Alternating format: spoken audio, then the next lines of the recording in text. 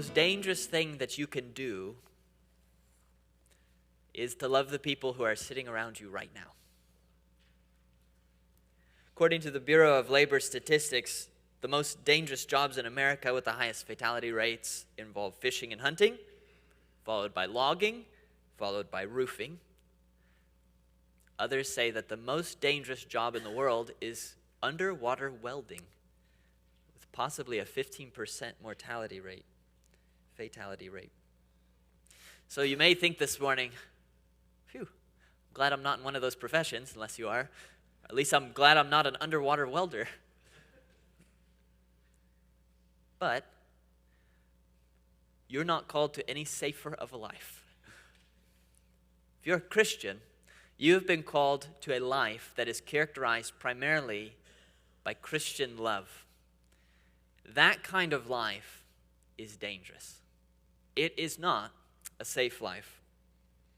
Jesus made this clear. Greater love has no one than this, he said, that someone lay down on his couch and watch TV. No, that someone lay down his life for his friends. Lay down his life is a pleasanter way of putting die. That's the height of Christian love.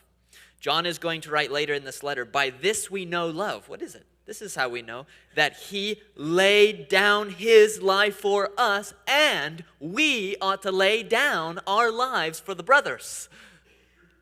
I know it's not as pleasant as live, laugh, love, but it's die. Don't put that on a plaque on your wall, but that is the Christian's calling of love. It's to die, to lay down our life. That's the metaphor.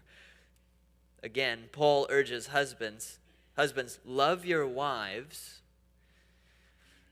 not just with the romantic candle flowers type of love, but here it is, as Christ loved the church and gave himself up for her. That means died. You know, over and over in the Bible, Christian love is compared to dying, specifically to dying on a cross. Jesus' death on the cross was a painful, terrible, agonizing, and anything but safe act that for us stands forever as the epitome of Christian love. And in following Jesus, we have a cross upon our backs. We carry it to a place of crucifixion. If you don't, you're not a Christian. That means that in this life of love that we are living, you should expect to feel pain. If you don't feel some pain in your acts of love, it's not really loving. This is a dangerous life that we live. If you're really loving the believers around you, you will know it because it will hurt. It is going to cost you an energy, physical and emotional, and if it doesn't, it isn't love. But I want to speak a paradox here. I can also say with equal truth, living a life of love is the safest thing you will ever do. The dangers that are to be found in a life of love, and there are many, they are nothing to be compared with the dangers found in a life without love. If you live your life without love, if you isolate yourself and hide yourself away and never expose yourself emotionally or personally, maybe even physically, to any other person, go isolate yourself away, you will save yourself a whole bushel full of sorrows and pains that those in fellowship and community experience all of the time. At the same time, you will endanger your very soul. You set yourself in a lonely world full of temptations with only the thinnest of safety nets when you cut yourself off from loving relationships with believers. You may think you are preserving yourself, especially if you have been hurt. It's understandable. That is a dangerous place to be. And so we can say with equal truth that although living a life of love is dangerous, living a life of love is also the safest sort of life that you can live. You who live in love, you have scars upon yourself to prove it. And yet you are still the safest of all people. John is going to write in chapter 4, whoever abides in love abides in God. Where in this world is a safer place for you to abide than to abide in God? And if you abide in love, meaning you live a life of love, That's exactly where you are. So I've spoken a paradox here in this introduction. Part of the reason I present it as a paradox is because John, in our text, is going to give us a paradox to prepare you for that. Last week, we saw in John what might be considered the first of 3 tests to see if there's evidence that you are truly a believer. We can call it the moral test, as some have called it. You keep the commandments of God. Today, we're moving into what's considered the second of the 3 tests. The third will be doctrinal. We'll see that later. The second one is your love. It is a test of love. Do you love believers? And we're going to see this from John presented first as a paradox. What seems like a contradiction, but it's not. And then he's going to also give us a picture or an illustration to encourage you to live a life of love. So let's see that here, 1 John chapter 2, and beginning in verse 7.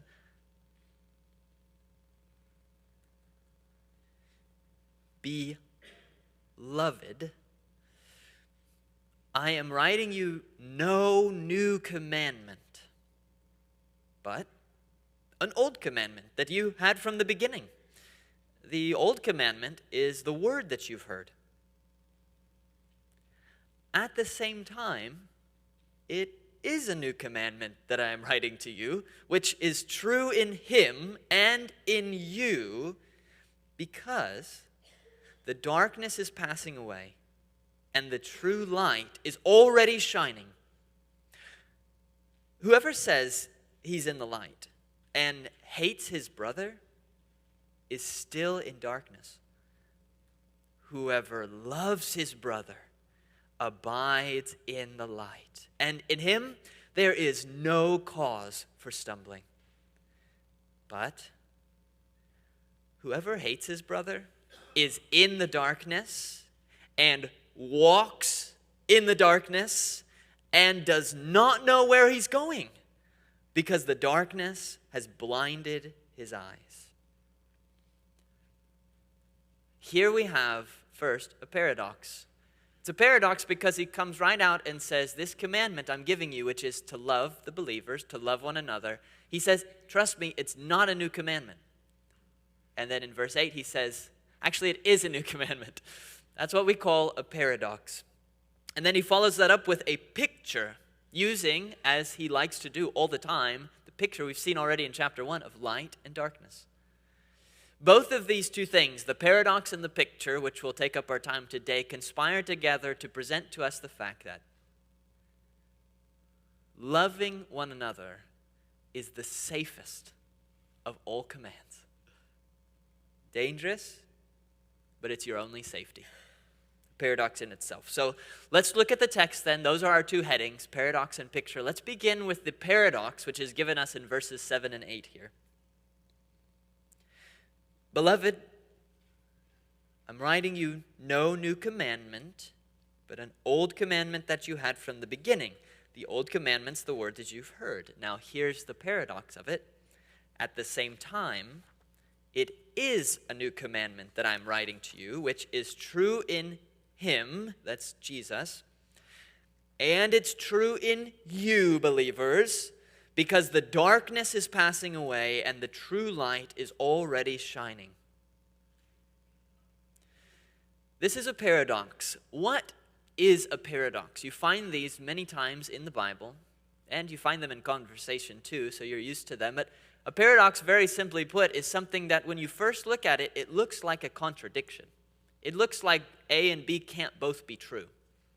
But when you think about it for just a little bit, you realize it's not a contradiction. It's a very interesting, true point.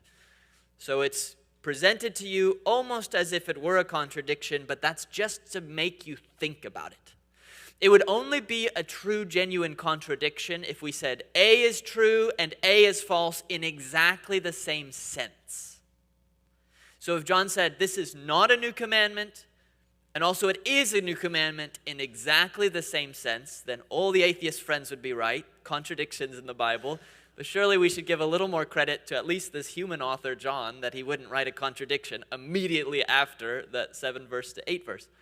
He doesn't. So this is a paradox where he's putting it in this way and saying, in one sense, the love command is not new. In another different sense, the love command is new. And he leaves it to us to wrestle through in what sense is it not new, and in what sense is it new, and that's, of course, what we're doing right now. So let's look at the first not new part of the love command, which is given in verse 7. Beloved, I'm writing you no new commandment, not a new commandment. Instead, it's an old commandment that you had from the beginning, and the old commandment's the word that you have heard. In what sense is the love command not new? Really, what you have in this verse is one of many reasons that living a life of love is safe. It's safe because if you devote yourself to a life of love, you are not possibly throwing away your efforts and your energies in some newfangled idea coming out of some university somewhere that will be gone in 20 years. John wants to make very clear to you that unlike his Gnostic counterparts, those were the false teachers he's going to write about a lot in here, these Gnostic or pre-Gnostic thinkers who are coming in with a different gospel. Unlike them, they delighted in bringing something new. Everything was about the secret new knowledge they had to offer, and that's what drew in crowds for them. And John is saying, contrary to them, what I'm offering to you, it's not some new thing I just thought up in my bedroom and thought I'd throw in front of you and let you dedicate your life to it. Here you are, you only have one life. Do you want to throw your entire life upon some opinion of a preacher from a pulpit because he wears a suit or something? Surely you don't. Surely you want to live your life according to a way or a manner or a command that is ancient, that has some stability, that there's some reasonable sense in keeping, living for, building your life upon. That's the point in verse 7.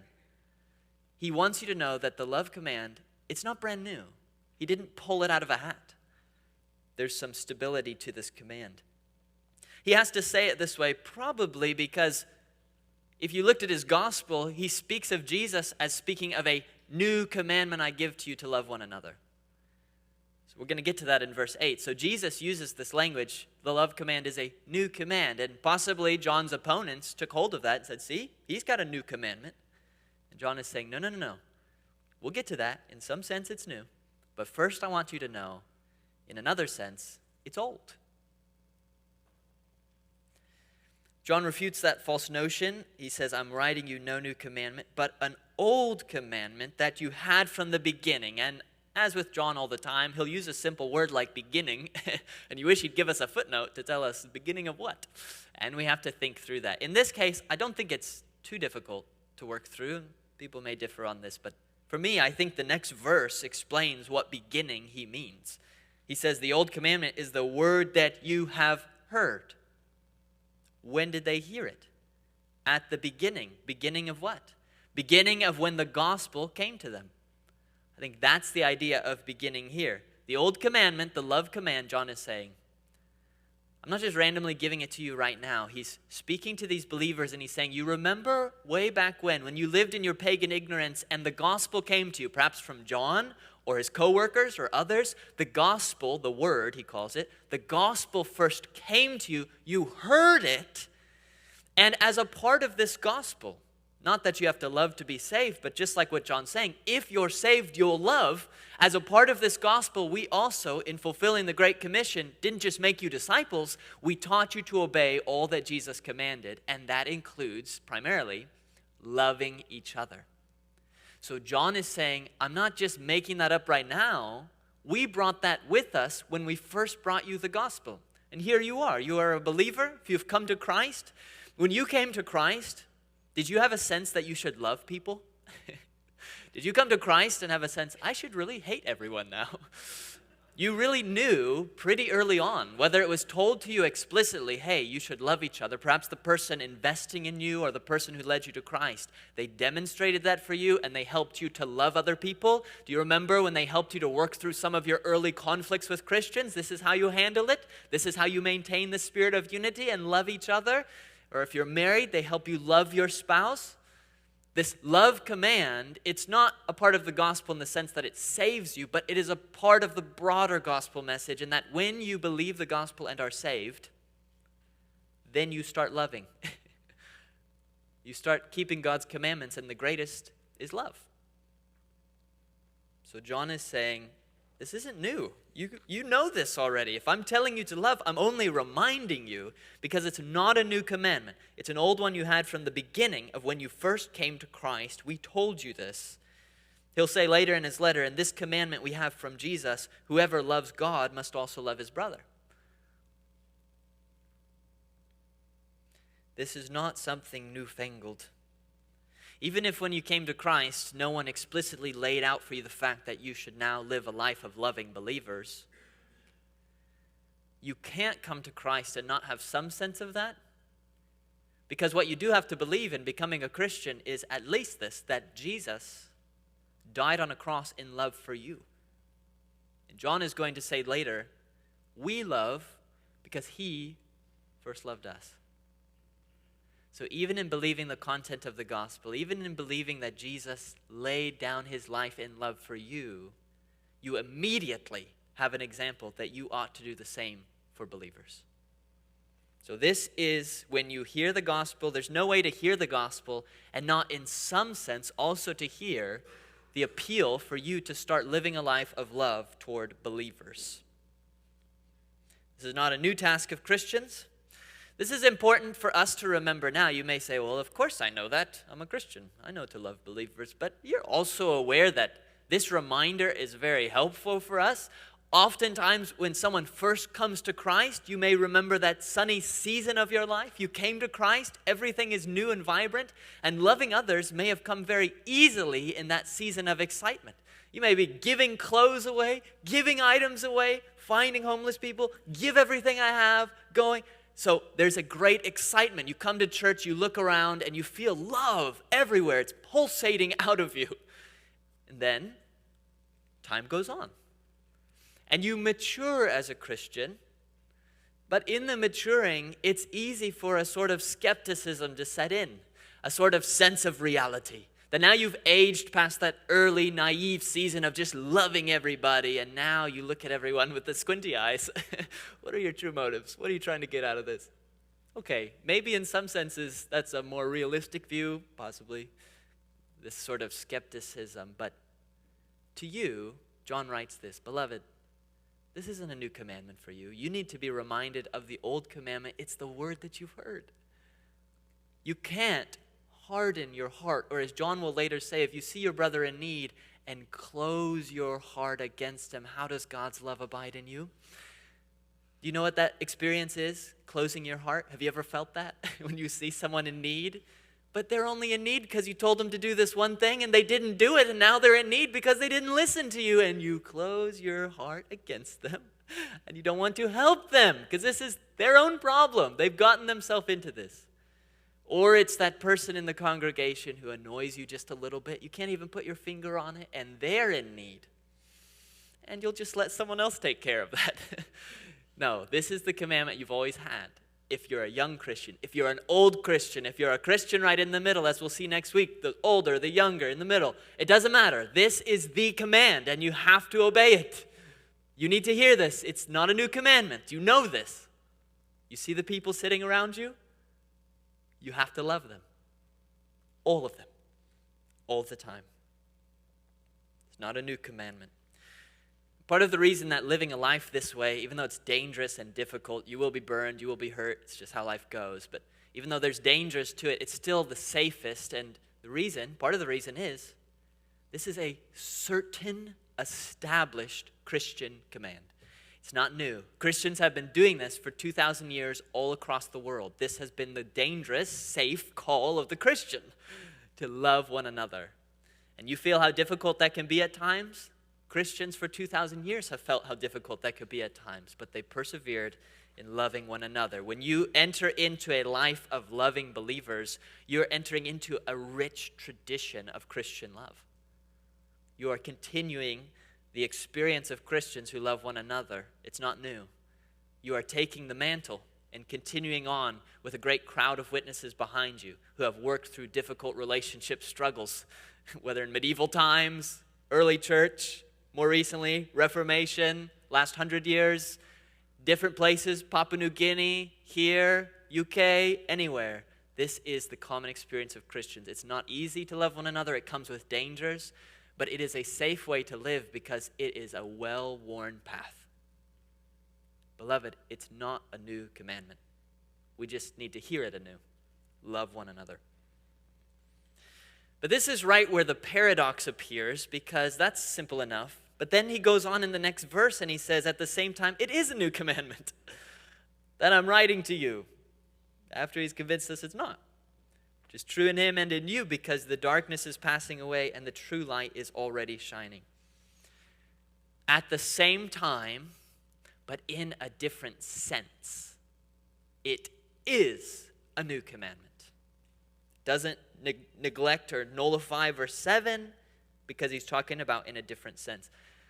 Now, John 13:34, as I referenced earlier, is quoting Jesus himself, and Jesus is the one who said to his disciples, quote, "A new commandment I give to you, that you love one another. Just as I have loved you, you also are to love one another." The Christian command to love in this sense is new because, just like Jesus said, it's new in him. It's true in him, referring to Jesus. There is a newness to the love command among Christians because of the Christ that Christians worship. This does not mean that the command to love never existed until Jesus said it right there in John 13. Before that, everyone thought we should all hate each other and do bad to each other all the time. Every religion, everyone thought that. And then Jesus said, no, love each other. And they went, oh, we were so wrong. That's not what we mean. So many of the world's major religions, even with very ancient texts and traditions, did teach a sort of love, especially a love for neighbor. You can find variations on the golden rule in a lot of different parts of the world throughout ancient history. It's not that no one ever had the idea that we should love each other. Even when we look in the Old Testament, you may remember that Jesus built his own commandment of love upon the ancient command given in Leviticus, of all places. You shall love your neighbor as yourself. Say, that's Jesus. That's Leviticus. And Jesus quotes it. Jesus built his commandment upon that ancient one. So in what sense, then, is this a new commandment that you should love one another? Didn't we already know that? It's new because of who's saying it. It's new because never before did God himself take human flesh and proceed on his way to a cross and die in love to save sinners. That never happened before, you know? It was that one period of time. So that's why Jesus said there, new commandment I give you, love one another, just as I have loved you. That's the new part. You also are to love one another.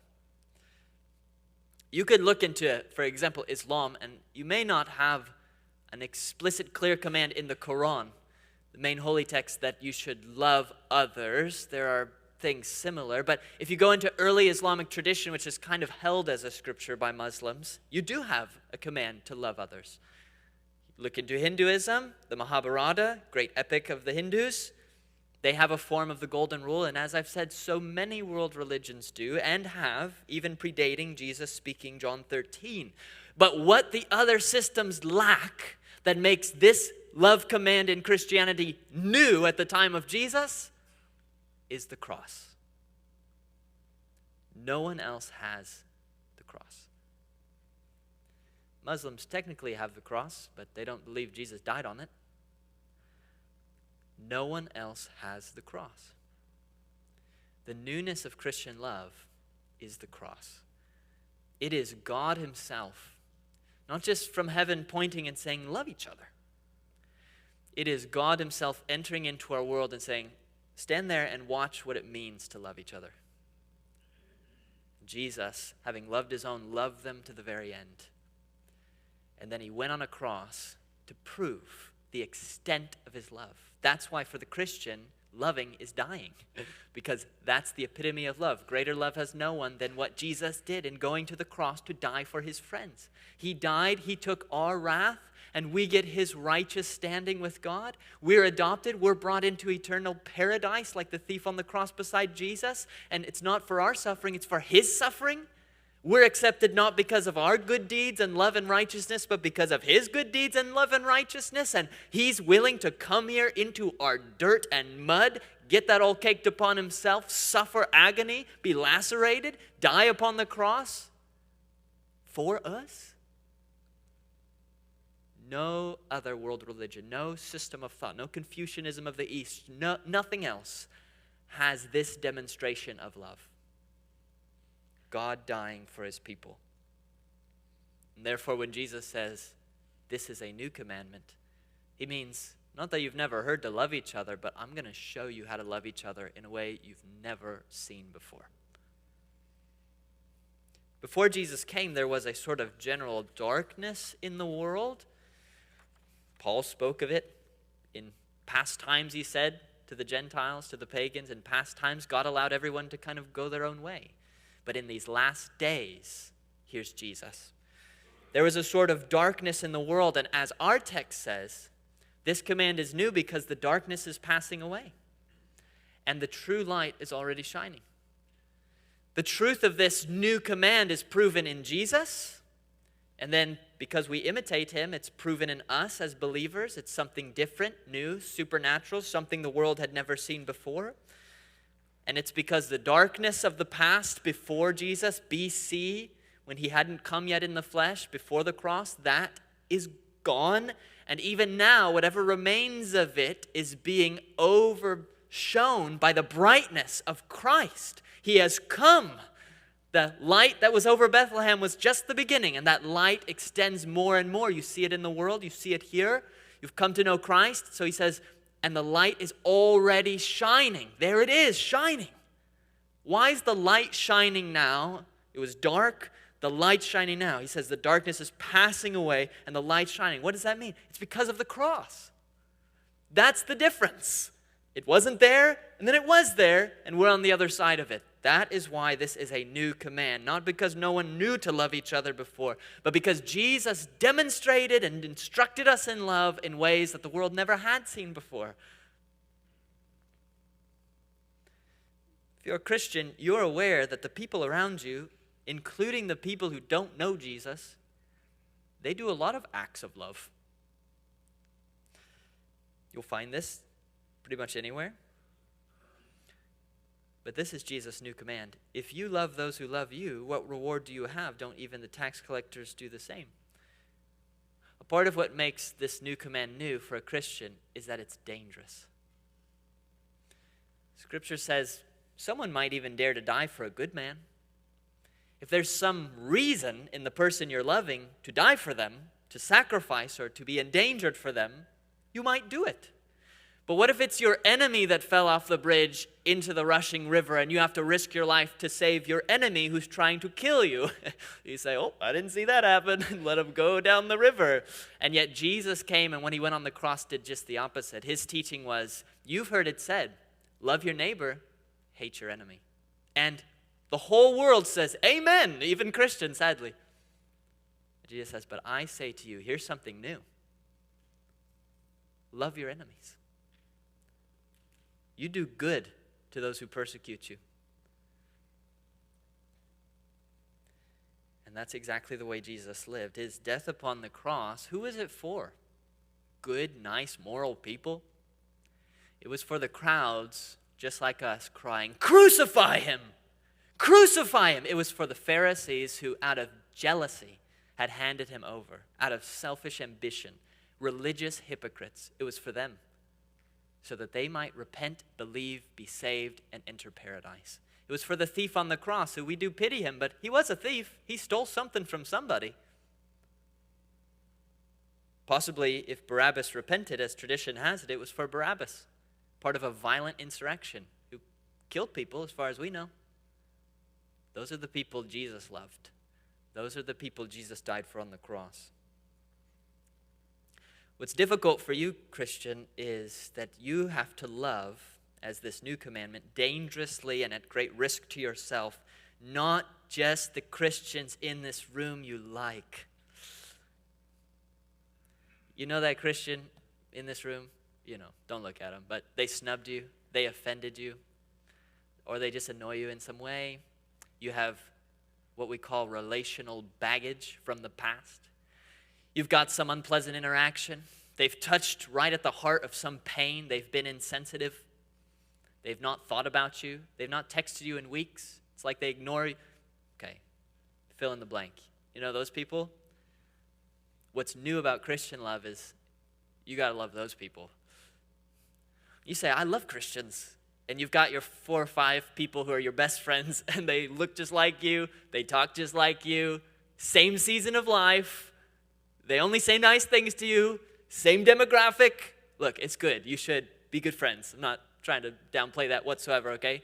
But you know that if you weren't a believer, they would probably still be your best friends. You can quote movies, and they get it. They watch the movies, you know. Okay, that's fine. But I just want to say with Jesus, even the Gentiles do that. You could do that as an unbeliever. That's old. What's new about the command to Christian love is the people who never get your jokes. You know, if you're really young, it's those who are older, and there's a generational gap. They don't understand everything you're saying. You don't understand everything they're saying. They can't understand you because you're mumbling. You don't understand what they're saying, and culturally, they have different ideas from you about masculinity and everything else. You say, I'm just going to stay over here on this side of the church, and they can go over on that side of the church with people like them. I know that's comfortable, but it's not Christian. Christian love is dangerous. Christian love is only love if it hurts. If you surround yourself with only the people who make you not hurt, and you should have many of those people in your life, but if that's all you do, it's not fully Christian love. It's not this new command. The newness of the new command is the cross. Does your love for believers hurt? Not like masochistic agony against yourself, but does it cost you anything to love believers? Or is it just about you've befriended the people who are meeting the needs that you have? That's fine, but don't let that be it. Where are the people that you're meeting their needs and they're not reciprocating anything to you? Where are the people who are not your preferences? And what is your relationship with them? And how are you serving and loving them? The cross, it's death. Christian love is death. And it should feel a little bit like that. If you have a relationship with a believer and it hurts, and when you interact, it's not comfortable and easy, and they offend you, and sometimes it just feels like, well, that's like wrong, and I'm going to just avoid that relationship. Well, that's what the Gentiles are doing. Just because it's hard doesn't make it wrong. Actually, in this case, it makes it very right. This is part of the paradox, is that if your love for others feels dangerous, painful, and risky, then you know it's right.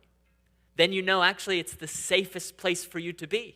Because then you know that your love for others is not just some kind of natural love that you could have as an unbeliever. Then you know that your love for others is this new kind of love. The Christian kind of love that is sacrificial and outward and expressive toward those who don't deserve it or don't pull it out of you. You give it to them. So the danger is the safety. So there is the paradox of Christian love. It's an old commandment. You've known it from the beginning, but it's new because Christ has demonstrated in his life and death that it is a dangerous, sacrificial kind of love we give each other. That's the paradox. Now we shift over to the rest of our verses and consider the picture of God's love, or the picture, of this command to love, which is in verses 9 through 11. Saw already at the end of verse 8, light and dark, so he continues that theme. Whoever says he's in the light and hates his brother is still in darkness. Whoever loves his brother abides in the light, and in him there's no cause for stumbling. But whoever hates his brother is in the darkness and walks in the darkness and doesn't know where he's going because the darkness has blinded his eyes. We said in chapter 1, when John talked about light, God is light, we need to walk in light, that light referred there primarily to two things. Pop quiz, you remember? Purity, truth. When John uses this picture of light here, he's referring to that second one.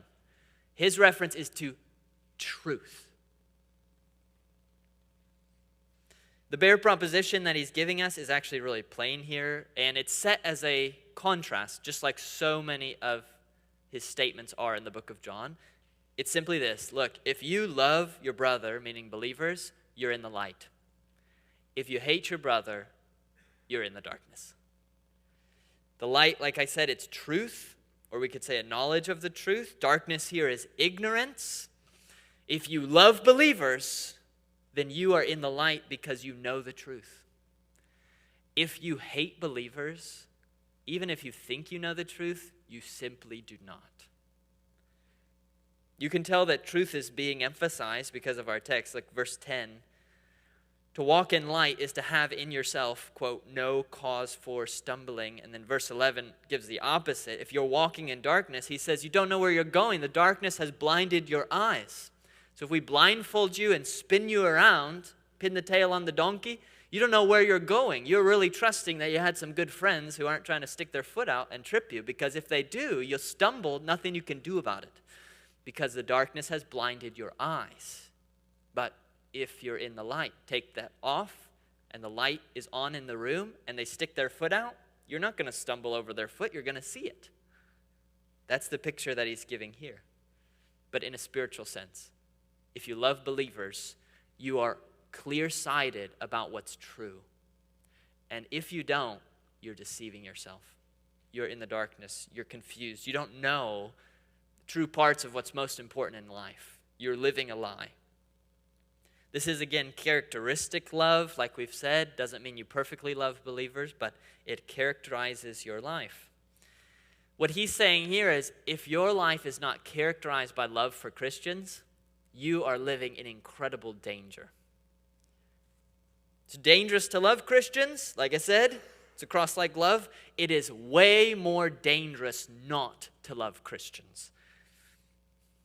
If you can't stand Christians, you just can't stand them. Psalm 82:5 points to you and says, you, quote, have neither knowledge nor understanding. You walk about in darkness. All the foundations of the earth are shaken. Not only are you blindfolded, but the ground beneath you is shaking. And here there are stumbling blocks set everywhere, and you are called to run a 5K. Good luck. It's dangerous. You're going to fall. You're going to skin your knees. It's like there's a huge canyon over here. You don't know. You're going to fall right into it.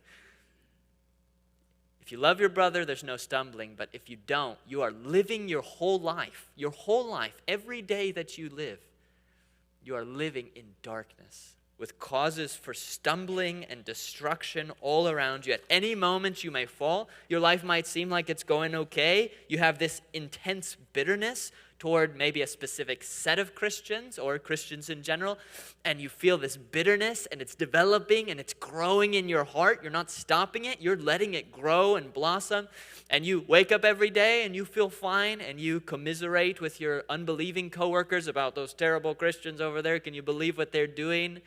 And yet you are living every day in utter danger of destruction. If it's true that walking in the light means you're not going to stumble, then what does it mean to walk in the darkness? You're going to stumble. Like the prophet says, God has set your foot in a slippery place. It may slide at any moment. There is an immense danger to hating Christians, to hating believers. You might say, like, who hates believers? Oh, all of us sometimes.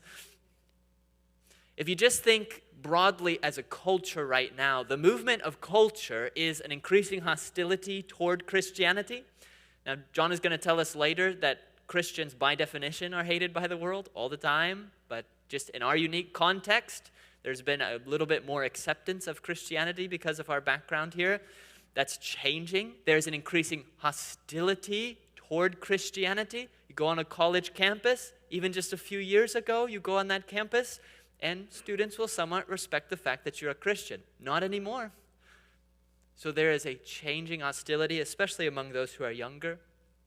Christianity is more and more associated with hypocrisy, Karens who want to talk to the manager, and all other sort of ideas of these self-righteous, sanctimonious, greater than thou. Now, to be perfectly fair, we're aware that there are so many Christians who call themselves Christian and they're not Christians. And therefore, by definition, they don't love, they don't keep the commandments of God. We don't need an unbeliever to tell us that because we've been seeing it in 1 John. So it is true that many who claim the name of Christianity are not and will live not in accordance with Jesus. So if the world looks at the bad examples of Christians who are not even Christians and says, that's Christianity, well, I don't know what we can do to stop them other than ourselves to live good, holy, righteous, loving lives. But also the culture is hostile toward things which are not false Christianity, but are true Christianity, which they would consider political positions, things like abortion and homosexuality and so forth. These things which we don't hold with any animosity, but because they're right. So Christianity is being pushed together with political ideas, and especially for a younger generation, it's being seen as nothing but hypocrisy. It's probably going to continue unless there's a revival that happens. And it is easy for anyone to be swept in the movement of culture, even in subtle ways. To come to think of Christians generally, even true Christians generally, as just hypocrites who are mostly in it for themselves. They're just comfortable American Christians.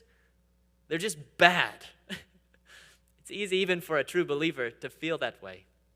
And then you'll see individual examples of true believers acting not the way they should because they're works in progress. And that can create in you a sort of tinder in your heart, a sort of kindling. And the world will come by with a match and say, let me put it there. And a conflagration of bitterness, even toward Christians in general. Or for you, it might be just a more specific. It might be just a set of Christians or certain people that you know here, or even just one person. And you have it. What he says here, you hate your brother.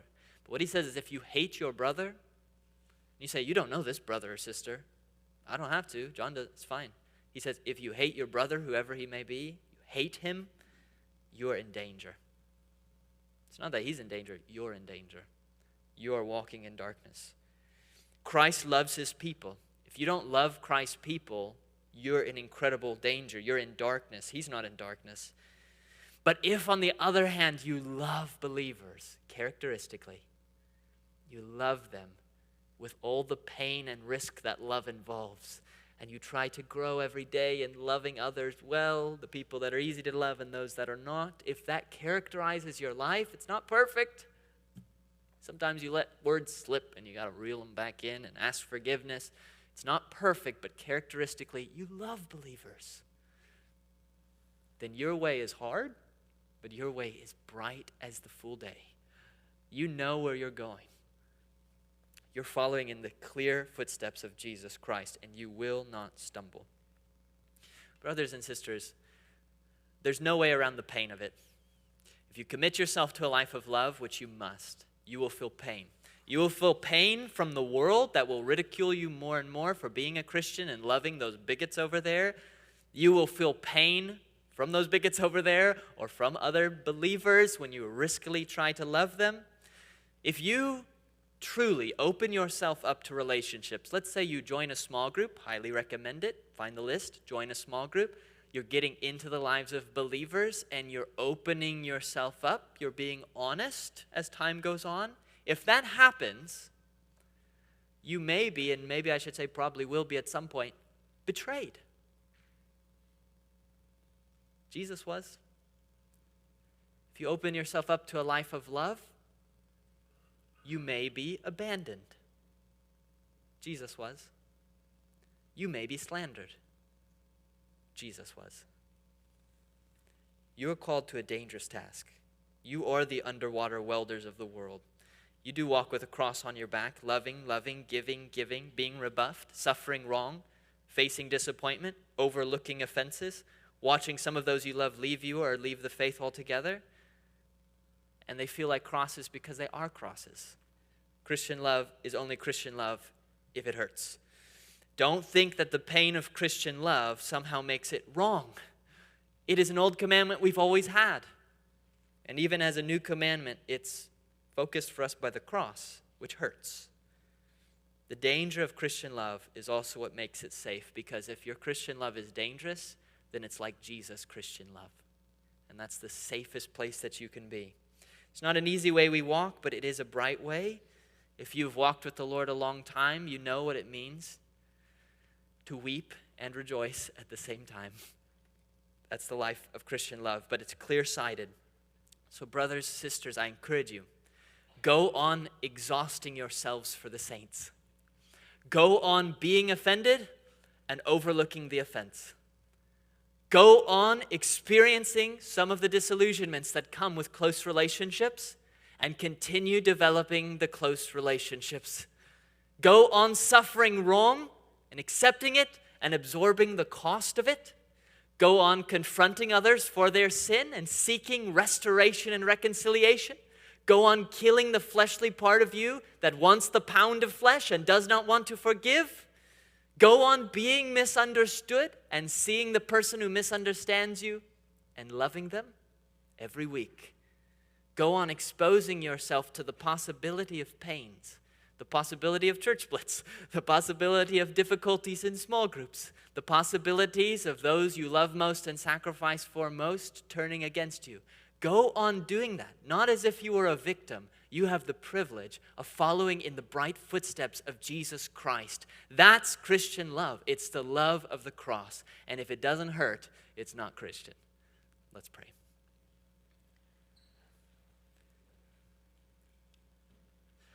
Lord, I pray that you would help us to live our lives a little closer to these high and lofty words. We don't want to walk in darkness, so open our eyes. Help us to see in the cross of Christ a beauty that the world cannot see, contemptible to those who are lost, because it is weakness, ugliness, and suffering. But to us, it holds a strange beauty because it is love.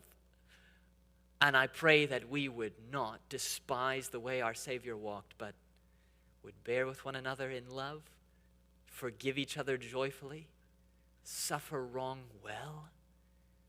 I pray you would help us all every day to wrestle our hearts into good places with an optimism for the future of others, with a hopefulness for those who struggle that they would improve, and with a joy to come alongside those in difficulty, to bear the burdens of others and so fulfill the law of Christ. Please help us to love in the Christian and the cross-like way, not merely naturally, but supernaturally, at great risk to ourselves, and not as if we deserved anything in return, but to say at the end of the day, we're only unprofitable servants. We're doing only what's commanded of us. It is a good command, an old command, a new command, the command of love. Help us to receive it as such. In the name of Christ we pray.